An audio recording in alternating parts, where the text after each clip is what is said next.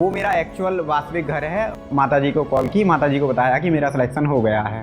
2022 में पहली बार दृष्टि ग्रुप की जो मेंटरशिप प्रोग्राम था करोल बाग में इंग्लिश मीडियम का, उसको ज्वाइन किया सर। एसए के लिए विकास दिव्य कीर्ति सर की पर्सनल क्लासेज जो हुई थी, उन्होंने पर्सनली ली थी, उन क्लासेज को मैंने ज्वाइन किया था। तो सर इस तरह से दृष्टि ग्रुप का मेरे सफलता में योगदान रहा था। हजार बर्क गिरे, लाख आधियां उठे, वो फूल खिल के रहेंगे जो खिलने वाले हैं। हेलो दोस्तों, स्वागत है आपका दृष्टि आईएएस में। मैं हूं केवल आपके सामने, और इस बात को साबित किया है हमारे आज के यूपीएससी टॉपर पवन कुमार ने यूपीएससी में 239वीं रैंक के साथ अपना पद आईएएस के लिए सुनिश्चित किया है। बहुत बहुत बधाई आपको और आगे के लिए बहुत सारी शुभकामनाएं। पवन जी का जो जीवन है बहुत ही अलग किस्म का रहा है, तैयारी के मामले में, उनके संघर्षों के मामले में और उनकी इस सफलता के मामले में, क्योंकि 1016 लोगों का सिलेक्शन हुआ है, जिसमें से कुछ ही लोग आईएएस बने हैं और उनमें से इस बार पवन जी भी हैं। तो एक बार फिर से आपको बहुत बहुत बधाई। Thank you sir. सबसे पहले तो ये बताइए, जब रिजल्ट आया तो क्या परिस्थिति थी, किसने रिजल्ट देखा और किसने बताया आपको? सर रिजल्ट की जब आने की संभावनाएं थी वो 15 तारीख से ही स्टार्ट हो गई थी, 15 अप्रैल से ही। 15 अप्रैल में चर्चा थी कि आज रिजल्ट आएगा। तो सर 15 अप्रैल में मैं जब मेरा पूरे दिन नेट ऑन था फ़ोन में और मैं लगातार नोटिफिकेशन चेक कर रहा था कि अभी रिजल्ट आएगा, अभी रिजल्ट आएगा। लेकिन 15 में नहीं आया, 16 में आया सर। 16 में भी मैं यही वेट कर रहा था। तो सर लेकिन फाइनल जो मुझे बताया था कि मेरा सिलेक्शन हुआ है, वो मुझे मेरे दोस्त के द्वारा पता चला। मेरे दोस्त ने मुझे बताया कि आपका सिलेक्शन हो गया है और आपकी रैंक 239 है। आप कहाँ पे थे उस वक्त, क्या कर रहे थे? सर मैं अलग ही कंडीशन में था। मैं उस टाइम वॉशरूम में था। अमूमन ये होता है जब यूपीएससी का रिजल्ट आता है तो लोग खुद से देखने की हिम्मत नहीं जुटा पाते, कहते कोई और देख लो, मुझे बता दो। तो आपके साथ वही स्थिति कुछ बन रही थी? सर मेरे साथ ये था कि जैसे ही आएगा मुझे तुरंत अपना रोल नंबर डालना है और तुरंत देखना है। मतलब मेरा ये था कि बस अपना ही देखना है, आगे पीछे कुछ नहीं देखना। तो फिर आपने घर वालों को बताया? जी सर, मैंने फिर माताजी को कॉल की, माताजी को बताया कि मेरा सिलेक्शन हो गया है। क्या रिएक्शन रहा घर वालों का? सर माताजी बहुत ज़्यादा खुश थी। उनका कहना था कि चलो भगवान ने हमारी सुन ली और फाइनली हमारे जो हार्ड वर्क थे, आज उनकी जो हार्ड वर्क थे वो पूरे हुए। जब आप पूरी तरह से संघर्ष में लगे हुए थे और आज जब आपको सफलता मिली है, तो अब इस सफलता के लिए आप किसे किसे अपनी सफलता का क्रेडिट देना चाहेंगे? सर मेरी सफलता में सबसे पहले सर मैं अपने माता पिता का और मेरी बहनों का मैं आभार व्यक्त करना चाहता हूँ। इसके अलावा सर मेरे मामा सोनू सोलंकी, मेरी मौसी और मेरी दोस्त प्रियंका और मेरे दोस्त और भी मेरे कई सारे दोस्त जिनके नोट्स के थ्रू मैंने हेल्प ली, मैं इन सभी लोगों का और मेरे गुरुजनों का, जो भी मेरे गुरुजन हैं, चाहे दृष्टि आईएएस की मेंटरशिप टीम हो या पीयूष सर हों, सब्बीर सर हों, विकास दिव्य कीर्ति सर हों, मैं सभी का तहे दिल से आभार व्यक्त करना चाहता हूँ। सिविल सर्विस में आने का मन कैसे बनाया आपने, कि कैसे सोचा कि आईएएस ही बनना है?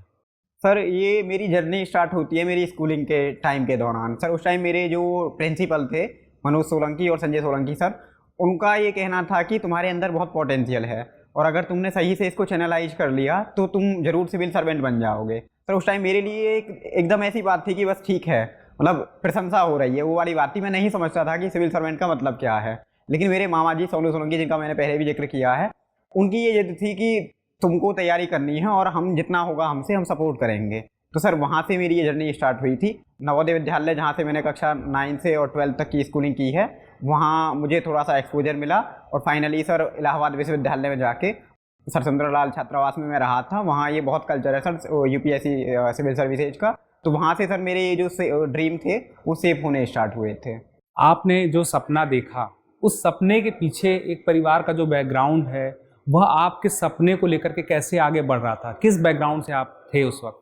सर मैं मूल रूप से एक ग्रामीण क्षेत्र से बिलोंग करता हूँ। मेरा गांव रघुनाथपुर है, जो कि उत्तर प्रदेश के जिला बुलंदशहर में है। तो सर मैं एक ग्रामीण पृष्ठभूमि का छात्र हूँ और आर्थिक तौर पर सर मैं बहुत ही एक लोअर वर्ग से आता हूँ। मतलब मेरी परिस्थितियाँ एकदम ऐसी नहीं थी कि मैं फाइनेंशियली बहुत साउंड था या मेरे पास रिसोर्सेज बहुत ज़्यादा थे। तो सर मैंने वही ग्रामीण पृष्ठभूमि से निकलकर नवोदय विद्यालय और इलाहाबाद विश्वविद्यालय के माध्यम से अपनी जर्नी को सर कंप्लीट किया है। आपके पिताजी क्या करते हैं? सर मेरे पिताजी पेशे से किसान हैं और मेरी माताजी गृहिणी हैं।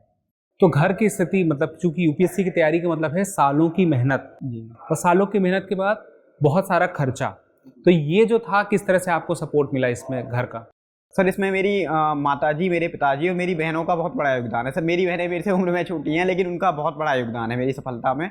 उन लोगों ने वही अपने सर कृषि से और सर जो हम मवेशी पालते हैं, दुग्ध उत्पादन करते हैं, उसके जरिए सर मेरी ये पढ़ाई को फाइनेंस किया था और सर जैसे कभी कुछ कठिनाइयाँ आती थी तो मेरी मौसी जी, मेरे मामा जी, मेरे अंकल और मेरी दोस्त प्रियंका, इन सारे लोगों का सर सपोर्ट रहा था। तो इस तरह से सर मैंने अपनी पढ़ाई को मैनेज किया था।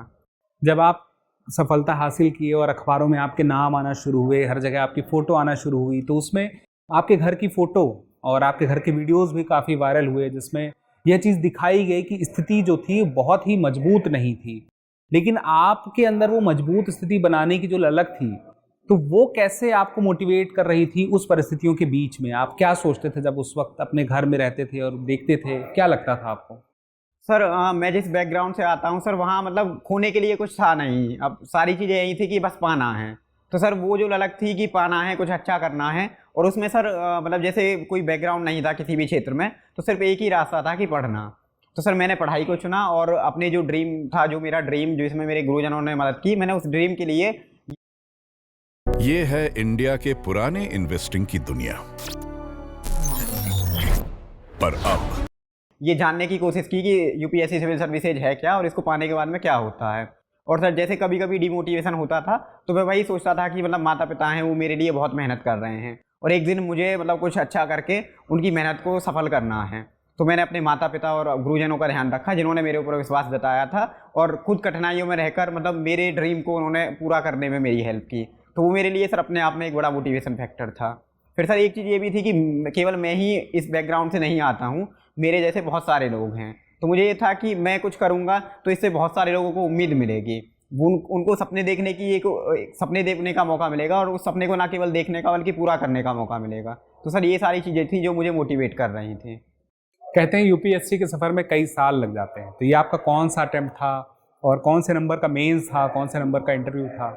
ये सर मेरा तीसरा अटेम्प्ट था। मेरा पहला प्रयास 2021 में हुआ था, जिसमें मैं असफल रहा था। उसमें सर कोविड ईयर थी तो मैं कुछ खास तैयारी नहीं कर पाया था। उसके बाद 2022 में मेरा पहला मेंस हुआ था, लेकिन मेंस में मार्क्स कम होने के कारण मैं इंटरव्यू के लिए नहीं हो पाया था। इस साल सर मेरा तीसरा अटेम्प्ट है और मेरी रैंक 239 है। 2021 में आपने पहला अटेम्प्ट दिया, लेकिन तैयारी की बात करें अगर, चूंकि परीक्षा ही प्रारंभिक, मुख्य परीक्षा, फिर इंटरव्यू, एक साल तो उसी में लग जाते हैं, तो तैयारी एग्जैक्टली कहाँ से शुरू हुई? शुरुआत जीरो से आपने कहाँ से की? जी सर, ये शुरुआत होती है मेरी स्कूलिंग से, जैसा मैंने बताया था। उसके बाद में सर नवोदय विद्यालय में मैंने 12th तक पीसीएम से किया था। सर 12th के बाद में मैंने सीरियसली सोचना स्टार्ट किया था कि ड्रीम या गोल तो मैंने रख लिया है, लेकिन उसको अचीव कैसे करना है। तो उसके लिए सर पीसीएम से होने के बावजूद मैंने बीए को अपने ग्रेजुएशन के रूप में चुना, क्योंकि मैंने जैसे 12th में सिलेबस को मैंने धीरे धीरे स्क्रॉल करना स्टार्ट कर दिया था। तो मुझे ये आइडिया हो गया था कि ह्यूमैनिटी का वेटेज होता है और सारी चीज़ें जीएस से रिलेटेड हैं। तो मुझे ये था कि बीएससी या बीटेक करने का कोई फ़ायदा मेरे लिए है नहीं। तो मैंने ग्रेजुएशन का सब्जेक्ट से मैं रूबरू था कि वो ह्यूमैनिटीज उसमें होती हैं, तो इसलिए मैंने ग्रेजुएशन में बीए को चुना और वहाँ से पॉलिटिकल साइंस, ज्योग्राफी और एंशिएंट हिस्ट्री मैंने अपने विषय रखे थे और वहाँ से सर पहली बार इसको सीरियसली स्टार्ट किया था। फिर 2020 में ग्रेजुएशन कंप्लीट होने के बाद सर 1-2 महीने लॉकडाउन की वजह से मैं घर रहा था। फिर अक्टूबर 2021 से मैंने दिल्ली का रुख किया कि दिल्ली में रहकर मैं तैयारी करूँगा। यहाँ सर फिर 2021 से मैंने अपना तैयारी स्टार्ट की थी सर। जब आपने 2021 से तैयारी स्टार्ट की तो आपकी प्रारंभिक परीक्षा और मुख्य परीक्षा के लिए उस वक्त क्या रणनीति रही? सर प्रारंभिक परीक्षा के लिए मेरे दिमाग में एक चीज़ थी, जैसे मैंने सिलेबस को स्क्रॉल किया था, उसके टॉपिक और सब टॉपिक्स को देखा था, तो मुझे एक चीज़ क्लियर थी कि इसमें जो मेरे मेन सब्जेक्ट रहने वाले हैं, मेंस में भी और पीटी में विशेष तौर पर प्रीलिम्स जो होता है, तो प्रीलिम्स में सर मैंने पाया कि 6 सब्जेक्ट बहुत एसेंशियल हैं, जिसमें हिस्ट्री, उसमें एंशिएंट, मीडिएवल और मॉडर्न है, आर्ट एंड कल्चर भी इसमें इंक्लूड है। इसके अलावा फिर geography, polity, economy, science, tech and environment, ये सर मेन सब्जेक्ट हैं। बाकी सारे सब्जेक्ट हैं, एथिक्स है, गवर्नेंस है, लेकिन वो छोटे छोटे हैं और मेन से स्पेसिफिक ज़्यादा हैं। तो मेरा ये था कि पहले इन 6 सब्जेक्ट पर पकड़ बनानी है, इनको अच्छे से करना है, क्योंकि ये मेरे प्रीलिम्स में तो होंगे ही होंगे, साथ ही मेंस में भी हेल्प करेंगे। तो सर मैंने पहले इन विषयों पर फोकस किया, इनको अच्छे से किया। उसके बाद में फिर मैंने एथिक्स को किया, क्योंकि वो एक पूरा पेपर है 250 नंबर का। उसको कंप्लीट करने के बाद में फिर जो छोटे छोटे सब्जेक्ट थे उनको मैंने प्रीलिम के बाद में फोकस किया था। फिर सर मेंस होने के साथ साथ मैंने फिर इंटरव्यू के लिए स्पेसिफिक होकर तैयारी स्टार्ट कर दी थी। टीम दृष्टि आपकी तैयारी में किस तरह से सहायता पहुंचा रही थी? सर दृष्टि ग्रुप से मेरा पहला इंटरेक्शन स्टार्ट होता 2022 में। सर उस दौरान जब मेरा पहला प्रीलिम्स हुआ था तो मैं मेंस के लिए प्रिपेयर्ड नहीं था। मैंने सिर्फ उस नज़रिए से पढ़ाई की थी कि पीटी हो जाए, मतलब आंसर राइटिंग मैंने बहुत ज़्यादा नहीं की थी। तो उस दौरान मुझे पता चला कि दृष्टि IAS में मेंटरशिप करके एक प्रोग्राम रन होता है, जिनका मेन फोकस होता है कि आंसर राइटिंग और रिगरस आंसर राइटिंग। तो सर वहाँ से मैंने 2022 में पहली बार दृष्टि ग्रुप की जो मेंटरशिप प्रोग्राम था करौल बाग में इंग्लिश मीडियम का, उसको ज्वाइन किया सर। वहाँ क्योंकि सर मैं पहले से प्रिपेयर्ड नहीं था तो आंसर राइटिंग में मुझे डिफ़िकल्टी आती थी, लेकिन कुछ वहाँ के जो मेंटोर्स थे, मैं अभी नाम तो मुझे उनका एग्जैक्ट नहीं पता, लेकिन उन सर को मैं मतलब तहे दिल से धन्यवाद करना चाहता हूँ बिना नाम लिए ही, क्योंकि नाम मुझे पता नहीं है। तो उन सर ने काफ़ी मेरी हेल्प की थी, आंसर को फॉर्मेट कैसे करना है, अगर उसमें डेटा फैक्ट वगैरह को कैसे यूटिलाइज करना है। पर सर दुर्भाग्यवश में मेरा मतलब प्रैक्टिस की कमी होने की वजह से मैं पेपर ही कंप्लीट नहीं कर पाया था 2022 में। मेरे जीएस के और ऑप्शनल के पेपर कंप्लीट नहीं हुए थे, जिस वजह से मेरे मार्क्स कम थे। सर 2023 में फिर दोबारा से मैंने मेंटोरशिप में एनरोल किया और फिर से मैंने वो रिग्रेस, सर इस बार मैंने रिग्रेस आंसर राइटिंग की थी और जो भी जितनी भी सारी प्रोसेसेज थी, जो भी मेरे मेंटर्स के इनपुट थे, मैंने उन इनपुट्स को यूटिलाइज किया। उसमें सर फिर एसए के लिए विकास दिव्यकीर्ति सर की पर्सनल क्लासेज जो हुई थी, उन्होंने पर्सनली ली थी, उन क्लासेज को मैंने ज्वाइन किया था। तो सर इस तरह से दृष्टि ग्रुप का मेरे सफलता में योगदान रहा था। आपने यहाँ पे मेंटर की बात की, गाइडेंस की बात की, आपके लिहाज से पूरी तैयारी में सिलेक्शन के लिए गाइडेंस कितना महत्वपूर्ण है? सर गाइडेंस बहुत ज़रूरी है। वो गाइडेंस ऐसा नहीं है कि केवल कोचिंग संस्थान के रूप में ही हो, आपके सीनियर्स भी आपके गाइड हो सकते हैं, या जो सेलेक्टेड कैंडिडेट्स हैं जो वेरियस सोशल मीडिया प्लेटफॉर्म के थ्रू आपसे इंटरेक्ट करते हैं, तो वो सारे संस्थान या कोचिंग संस्थान हों या फिर आपके सीनियर्स हों, तो गाइडेंस की सर बहुत ज़्यादा अहमियत है, क्योंकि मटेरियल मार्केट में बहुत ज़्यादा है। ये एक तरह से इन्फोडेमिक है कि इतना ज़्यादा इन्फॉर्मेशन है कि वो एक पेंडेमिक का रूप ले चुकी है। तो वैसे में सही रिसोर्सेज का चयन करना, उन रिसोर्सेज को सही तरीके से पढ़ना, एक रणनीति के तहत पढ़ना, ऐसे में सर एक गाइड की बहुत ज़्यादा ज़रूरत होती है। आपने बताया फिर जो कमियां थी अगले मेंस के लिए आपने उन कमियों को दूर किया, तो जो मेंटरशिप प्रोग्राम दृष्टि का था उसमें आपने कैसे अपने देखा कि कौन सी कमियां हैं, क्या वो पहचानने का वहाँ पे मौका मिला, दूर करने का वहाँ कैसा मौका था? जी सर, कंटेंट तो मैं खुद से तैयार कर ही रहा था। उसमें मेरे एक और मित्र थे जो एक अलग कोचिंग संस्थान में वो कुछ ज्वाइन कर रखे थे, तो उनके इनपुट्स मैं लेता था। प्लस यहाँ सर मेरा था कि उसको अप्लाई कैसे करना है। तो मैं जब अपने आंसर राइटिंग करता था, तो जब मुझे बीजेपी क्योंकि इंक्रीमेंटल जर्नी की बात करती है, कांग्रेस ट्रांसफॉर्मेशनल की बात करती है, तो अगर पेपर पे देखा जाए इवेल्युएशन होके मिलता था, तो इवेल्युएशन में कुछ तो रिमार्क्स मेंटर्स लिखते ही थे कि ये आपका अच्छा है या ये कमियां हैं। तो मैं अपनी कमियों को फोकस करता था और कोशिश करता था कि अगले जब आंसर मैं लिखूंगा, नेक्स्ट टाइम मैं आंसर लिखूंगा, तो उन गलतियों को एटलीस्ट रिपीट ना करूं। और अगर उनका कुछ अच्छा इनपुट है, अगर वो बोल रहे हैं कि ये डेटा यहाँ पर यूज कर सकते हैं, तो मैं कोशिश करता था कि नेक्स्ट टाइम जब इस टॉपिक से रिलेटेड कोई क्वेश्चन आएगा तो मैं इस डेटा को यूटिलाइज करूँगा। इसके अलावा सर जब फीडबैक मिलने के बाद में एक पर्सनल जो मेंटर्स जो होते थे वो भी इंटरेक्ट करते थे, तो कई बार उनके जो पॉइंट्स होते थे जो मुझे लगता था कि मेरे यूज के हैं, तो मैं कोशिश करता था कि उनको इम्बाइव करने की, अपने में इनकलकेट करने की। तो सर इस तरह से मेंटोर से हेल्प मिली थी। कहते हैं यूपीएससी की तैयारी में सिर्फ 4-5 घंटे सोना होता है और 20-20 घंटे, 16-16 घंटे, हर किसी के अपने अपने घंटे होते हैं, तो आपके कितने घंटे थे? हाँ सर, जैसे मैं अगर उस चीज़ के लिए कहूँ कि 20-22 घंटे, तो सर मतलब मुझे लगता है पर्सनली कि ऐसा तो पॉसिबल है नहीं। 24 घंटे में से आप 4 घंटे में सोना और सारी एक्टिविटी कैसे कर सकते हैं। और फिर सर मैं अपने लेवल पे बात करूँ तो मेरे लिए सर कोई टाइम बाउंड नहीं रहता था। मेरा ये था कि मैं अपने टारगेट सेट करता था कि जीएस के लिए आज मुझे ये पढ़ना है, ऑप्शनल के लिए मुझे ये पढ़ना है, एक मेरा न्यूज़पेपर कंपलसरी है वो करना है, और सीसेट या फिर कोई और जैसे कोई पॉडकास्ट है, ताकि मुझे मतलब पढ़ाई के अलावा भी मेरी थॉट डेवलप होने में हेल्प हो। तो मैं इस तरह से सर अपनी डेली रूटीन को मैं टारगेट करता था, और उसके लिए फिर मुझे चाहे 8 घंटे देने पड़े, 10 घंटे देने पड़े या 12 घंटे देने पड़े, इससे ज़्यादा तो मैं शायद नहीं पढ़ पाया हूँगा। मैं वो कहूँगा भी नहीं कि 14-15 घंटे पढ़ा हूँ। ऑन एन एवरेज मेरा सर 8 से 10 घंटे या 12, मैक्सिमम 12 घंटे, इतने में मेरे टारगेट कंप्लीट हो जाते थे। और इसके बाद में फिर मैं एक टाइम रखता था रिवीजन के लिए। तो सर मेरी रणनीति ये थी। इतना समय आप डेली अगर 14-14 घंटे भी देते हैं, 10-12 घंटे भी देते हैं, तो एक समय के बाद तो लगता है कि कुछ मनोरंजन भी किया जाए, तो उसके लिए भी कुछ कर रहे थे या लगातार? हाँ सर, मेरी एक मतलब एक एडिक्शन जैसे है कि मूवी जैसे ही आती है तो मुझे तुरंत मूवी देखनी होती है। मैं मूवीज और वेब सीरीज को बहुत ज़्यादा देखता हूँ। इवन सर ऐसा था कि मेंटोरशिप करते करते और वो मेंस के जो दबाव था उसके बावजूद भी मैंने कम से कम 10 से 12 मूवी देखी होंगी और 6-7 वेब सीरीज देखी होंगी। तो मतलब एक ये मेरा मतलब एक्सपीरियंस को सजेशन भी है कि अगर आपका पढ़ाई के दौरान कोई इंटरेस्ट है तो थोड़ा दिमाग को लाइट करने के लिए आप इतना उसको जारी करते रहें कि आपको तनाव ना हो और आपकी पढ़ाई अफेक्ट ना हो। तो ये सारी चीज़ों में सामंजस्य बना के कर सकते हैं। मतलब ऐसा नहीं कि समाज और दुनिया से कट जाना है, एकदम जरूरत नहीं सर। एग्जाम ऐसा है कि आपको रोबोट नहीं चाहिए होते हैं, उनको मशीन नहीं चाहिए होती हैं। अगर रोबोट ही चाहिए होते तो हम जैसे लोगों की ज़रूरत नहीं होती। वो एक ऐसा आदमी चाहते हैं जो थिंकिंग बीइंग हो, सोशली इंटरेक्ट कर सके, लोगों से इंटरेक्ट करके उनकी प्रॉब्लम से उनको जान सके। तो वैसे में सर आपको सोशल इंटरेक्शन और कम्युनिकेशन होना बहुत ज़रूरी है, तो रोबोट बनने की एकदम ज़रूरत नहीं है। पर ये दबाव बहुत सारे लोग फील करते हैं कि थोड़ी देर के लिए सोचते हैं एंटरटेनमेंट करेंगे और 1 मिनट में ही जहाँ रील्स थोड़ी सी स्क्रॉल करना शुरू किए तो पता चलता है कई घंटे निकल गए, फिर वो डेली की आदत पड़ गई। उससे कैसे बचा जाए? सर मैं जैसे रील्स आप बोल रहे हैं, तो सर मैं रील्स नहीं देखता था सर, मैं ऐसी चीज़ें नहीं देखता था कि जिसमें टाइम का पता ही नहीं लगे। मेरा ऐसे रहता था सर कि कोई मूवी देखनी है तो 2 घंटे की मूवी फिक्स है, अब मैं वो 2 घंटे की मूवी देख लूँगा, लेकिन उससे पहले मेरा एक चीज़ रहती थी कि जो मेरा आज का टारगेट है वो मुझे कंप्लीट करना है। उसके बाद में टाइम जब रहेगा तो मैं मूवी देख लूँगा। मतलब मेरे मूवी देखने से या कोई अदर एक्टिविटी करने से मेरी पढ़ाई पर इम्पैक्ट नहीं आना चाहिए, ये सर रहता था मेरा। अच्छा, जो आपने अस्मिता की बात की थी, वो मेंटरशिप प्रोग्राम की बात की थी, इस मेंटरशिप प्रोग्राम में आपका रूटीन क्या रहता है, मतलब सुबह से लेकर के रात तक का पूरा?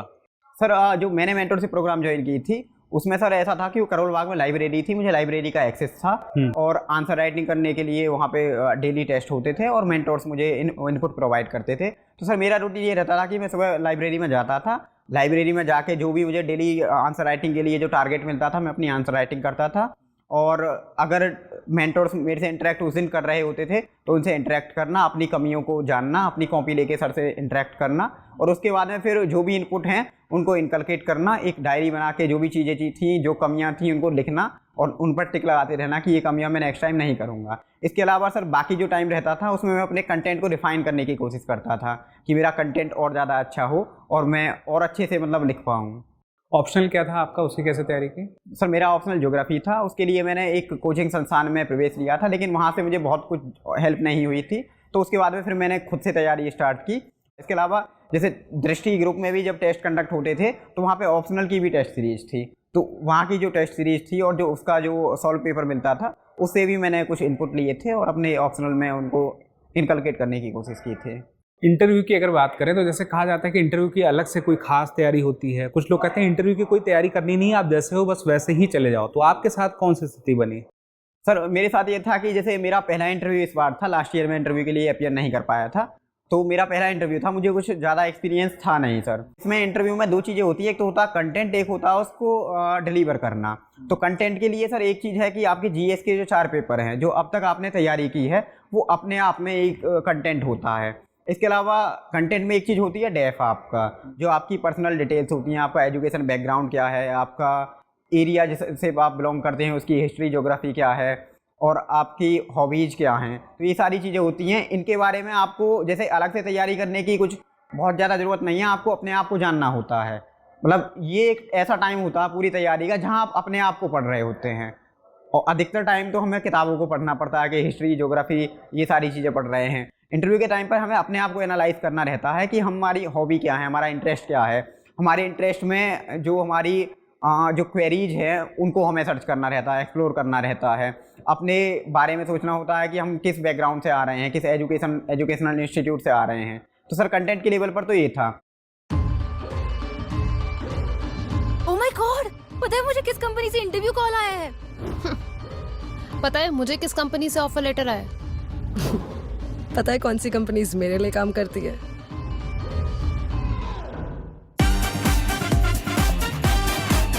अब स्टॉक्स में खरीदिए अपने फेवरेट कंपनीज के स्टॉक्स, उनमें शेयर होल्डर बनिए और उनको अपने लिए काम पर लगाइए। Investment in the securities market are subject to market risk. Read all the related documents carefully before investing. दूसरा ये होता है कि उस दौरान इंटरव्यू के दौरान आपको थोड़ा सा अपने आप को और ओपन रखना होता है देश दुनिया के लिए, कि देश दुनिया में चल क्या रहा है, इंटरनेशनल रिलेशंस में क्या चल रहा है, इकोनॉमी में क्या चल रहा है, और उसको एक थोड़ा सा क्रिटिकल पर्सपेक्टिव से सोचना होता है, ऑब्जेक्टिव वे में, कि भाई इसके पीछे रीजन्स क्या हैं, फैक्ट क्या है, थोड़ा सा न्यूट्रल होकर ये सारी चीज़ें करनी होती हैं। आप जब इंटरव्यू दे रहे थे, कहते हैं कि इंटरव्यू वो एक जो लास्ट मोमेंट होता है पूरी तैयारी का, उसके बाद फिर रिजल्ट जो हमारे हाथ में नहीं होता है, जितना हमारे हाथ में है वो प्रीलिम्स मेंस और इंटरव्यू की कोई खास स्थिति आपको याद है जो उस वक्त आप सवाल हो या आपका जवाब हो? जी हाँ सर, ऐसा था कि मेरे जो चेयरमैन थे दिनेश दासा सर के बोर्ड में मैं था, तो सर ने मेरे से एक क्वेश्चन किया था कि अपने प्रधानमंत्री जब बने थे तो वो अफ़गानिस्तान यात्रा पर गए थे, वहाँ से ऐसे ही बिना किसी प्लानिंग के वो पाकिस्तान चले गए, वहाँ के पीएम के बर्थडे पर वो उनसे इंटरेक्ट करने चले गए, उनको बधाई दी। तो उन्होंने सर का जवाब क्वेश्चन ये था कि इस पॉलिसी का इंडिया को डायरेक्ट जो फ़ायदा है वो क्या हुआ, कि उसके बाद में जब पीएम अपने हमारे इंडिया के पीएम वहाँ पे विजिट करके आए, उसके बदले में पाकिस्तान वालों ने हमारे यहाँ पे पुलवामा किया और जो उड़ी में अटैक हुआ था वो सारी चीज़ें की कि हम तो उनसे बातचीत कर रहे हैं, वो हमारे ऊपर अटैक कर रहे हैं, तो इसका फ़ायदा क्या हुआ, वो मेरे से ये जानना चाहते थे। तो सर इसमें मेरा जवाब था कि सर हम उनको ये पाकिस्तान को ये और देश दुनिया को ये बता रहे हैं कि हम डिप्लोमेसी में बिलीव करते हैं, हम बातचीत के जरिए मुद्दे को सुलझाना चाहते हैं, लेकिन अगर सामने वाला हमारे ऊपर अटैक करता है, फोर्स का यूज करता है, तो हम फिर कम नहीं हैं। इसके बदले में हमने उड़ी और बालाकोट जो सर्जिकल स्ट्राइक की थी वो की थी, लेकिन फोर्स का यूज करने से पहले जो कि हमारी फिलोसॉफी भी है, हमारे जो ग्रंथ है या जो हमारे महान विचारक हैं उन्हीं सभी का या डिप्लोमेसी है उसका एक है कि पहले डिप्लोमेसी के थ्रू, पीस और नेगोशिएशन के थ्रू मुद्दों को सुलझाओ। तो हम दुनिया को ये बताने की कोशिश कर रहे हैं कि हम बातचीत के जरिए मुद्दों को ख़त्म कर रहे हैं, लेकिन अगर सामने वाला फोर्स यूज करेगा तो हम डबल उस फोर्स के साथ उनको जवाब देंगे। सर ये मेरा जवाब था, जो मुझे लगा कि सर इससे काफ़ी सेटिस्फाई थे और इम्प्रेस भी थे। तो उस वक्त एक कॉन्फिडेंस भी आया होगा। जी सर के एक्सप्रेशन देख के थोड़ा लगा कि अच्छी डायरेक्शन में इंटरव्यू मेरा चल रहा है। उसके बाद फिर क्या स्थिति थी, जैसे एग्ज़ाम हो गए सारे, फिर सर ये इंटरव्यू ख़त्म होने के बाद फिर थोड़ा रिलीविंग फील हो रहा था कि ठीक है इंटरव्यू ठीक हुआ है और मेंस सारा मैंने कंप्लीट किया है। तो कहीं ना कहीं सर एक मन में था कि इस बार लिस्ट में नाम आ जाए मेरा, मतलब एकदम ओवर कॉन्फिडेंट तो मैं नहीं था, लेकिन लग रहा था कि इस बार भगवान कैसे भी आ जाए, ऊपर वाले का नाम लेके हर टाइम पर यही लगता था कि इस बार बस आ जाए। आपकी तैयारी में विकास सर की क्या भूमिका थी, प्रत्यक्ष अप्रत्यक्ष किसी भी तरीके से? सर प्रत्यक्ष तरीके से तो था कि जब मैं मेंटोरशिप में था तो उस दौरान सर से 2 बार इंटरेक्शन मेरा हुआ था। एक बार एसए के लिए, तो एसए की सर ने 4 या 5 क्लासेज ली थी उस दौरान। तो सर मेरा एसए, उससे पहले मुझे एसए का ई भी नहीं आता था कि एसए कैसे लिखना होता। तो सर ने वहाँ पे बताया कि कैसे ब्रेनस्टॉर्मिंग करनी होती है, कैसे कोई टॉपिक है तो उसके मल्टीपल डायमेंशन तोड़ने होते हैं, कैसे अलग अलग डायमेंशंस को कंक्लूड करना है। तो इस तरह से एक तो एसए में सर का योगदान था। दूसरा सर ने इथिक्स का क्रैश कोर्स किया था, जो सर उस टाइम शायद मैं अच्छे से यूज नहीं कर पाया था, लेकिन फिर भी मेरा एथिक्स का काफ़ी इनपुट सर से मिला है। तो इस तरह से सर प्रत्यक्ष योगदान इन 2 फेजेज में था सर का। बात करें आपके कमरे की, जैसे आपके घर की फुटेज बहुत सारे लोगों ने देख ली होगी सोशल मीडिया में, उस फुटेज में और आप जहां तैयारी कर रहे हैं आज इस वक्त दिल्ली में रह करके, वहां उस कमरे में क्या क्या देखने को मिलेगा? सर अभी जो मैं जहाँ पे रह के तैयारी कर रहा हूँ सर, वो तो एक स्टूडेंट का कमरा है कि वहाँ पे बुक्स हैं, टेबल चेयर हैं, वही नेहरू विहार का पंखा है, नेहरू विहार की वो एक जो चारपाई होती है वो है सर। तो ये तो सर एक एस्पिरेंट का कमरा है, लेकिन जो सर मेरी जो तस्वीरें घर की जो वायरल हो रही हैं वो मेरा एक्चुअल वास्तविक घर है, और वो उस पवन का घर है जो कि एक ग्रामीण पृष्ठभूमि से बिलोंग करता है। तो जब आप इतने साल से लगातार तैयारी में थे, तो एक होता है कि तनाव की स्थिति तो बनती ही है। जब हम फेल होते हैं कहीं पे प्रीलिम्स और मेंस में अटकते हैं तो लगता है कि पता नहीं, क्योंकि एक रहता है कि संभावना ही है कि सफल होने की, हम सुनिश्चित नहीं हो सकते। ऐसी स्थिति में आपके मन में क्या क्या ख्याल आ रहे थे, क्या चल रहा था कि क्या करेंगे, कि आगे क्या करना चाहिए, नहीं करना चाहिए, या डर भी कोई था, एंजाइटी कोई? सर डर और एंजाइटी हमेशा रहता है सर, क्योंकि प्रोसेस इतनी लेंथी है और अनसर्टेनिटी बहुत ज़्यादा है सर। जैसा कि आप भी बता रहे हैं कि कम से कम 10 लाख बच्चे अप्लाई करते हैं प्रीलिम्स के लिए, 5 से 6 लाख अपीयर होते हैं और फाइनली सेलेक्ट होते हैं 1000 या 1000 से कम। तो सर ऐसे में 10 लाख और 1000 ये अपने आप में डिस्प्रोपोर्शनेट रेशियो है, तो डर लगना सर स्वाभाविक है। ये मतलब कोई सर्टेन हो ही नहीं सकता कि मेरा हो जाएगा, सब प्रोबेबिलिटी का गेम है, आपके हार्ड वर्क और आपकी प्रोसेस का गेम है कि आप कितने ईमानदार हैं। थोड़ी सी लक की भी ज़रूरत होती है इसमें। तो सर एंजाइटी होती थी, कई बार लगता था कि मैं ये कर रहा हूँ, पता नहीं क्या होगा या नहीं होगा। मेरे बाकी सारे दोस्त अलग अलग जगह सेलेक्ट हो चुके हैं, तो मैं भी अगर किसी और एग्ज़ाम की तैयारी मैंने भी की होती तो शायद मेरा भी सिलेक्शन हो गया होता। लगता था कि बीए ना करके बीटेक की होती तो कहीं प्लेसमेंट हो गया होता। फिर एहसास होता था कि बीच बीच में कहीं पार्ट टाइम जॉब कर लूँ ताकि घर वालों को सपोर्ट कर पाऊँ या एटलीस्ट अपना खर्चा खुद से चला पाऊँ। तो ये सारी फीलिंग्स आती थी सर, लेकिन फिर एक ही मोटिवेशन था कि थोड़ा सा हार्ड वर्क कर लूँ, ना जाने मतलब मेरी प्रोसेस अच्छी रहे तो सिलेक्शन हो जाए। यही सर विश्वास था, यही उम्मीद थी, तो मैं लगा रहा सर इसी को लेके। फिर तो जब आप ये लगातार लगे रहे, फिर फेलियर भी मिला, तो अब आप अपनी तरफ से विद्यार्थियों क्या कहना चाहेंगे जो यही दबाव महसूस करते हैं? सर उनसे मेरा मतलब एक ये अपील और सजेशन दोनों हैं कि आपके रास्ते की जो भी बाधाएं हैं, उन बाधाओं को अपने रास्ते का अवरोध ना बनने दें। वो बाधाएं आपके मार्ग को अवरोध ना कर दें। उसके लिए आप सोचिए कि मतलब एक तो आपको अपनी परिस्थितियों को एकदम से उलटना है। आपके पास खोने के लिए कुछ है नहीं, पूरी दुनिया आपके लिए पड़ी है, आपकी पूरी दुनिया हो जाएगी अगर आप थोड़ा सा हार्ड वर्क करते रहें, अपनी प्रोसेस को सही रखें। तो अपनी जो आप कौन से ऐप से आपकी